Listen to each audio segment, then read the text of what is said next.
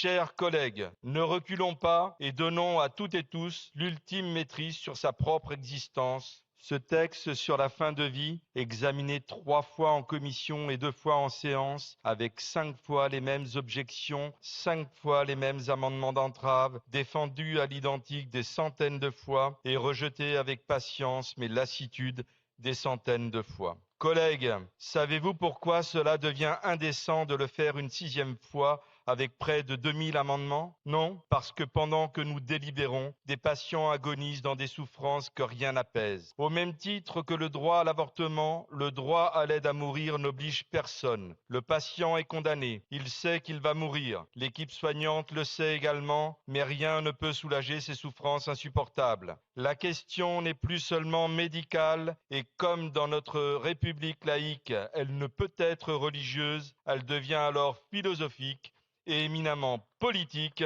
car il en va de la dignité humaine.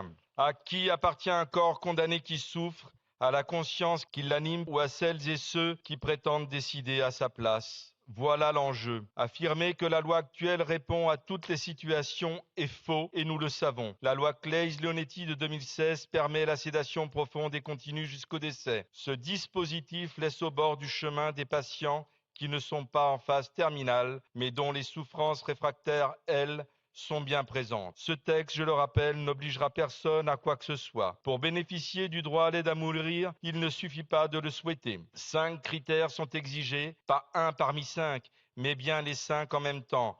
L'âge, la nationalité, la volonté libre et éclairée, le pronostic vital engagé en phase avancée ou terminale, mais par-dessus tout, la souffrance réfractaire au traitement. Ce dernier critère est au cœur du dispositif, pourtant les opposants l'occultent. Pourquoi?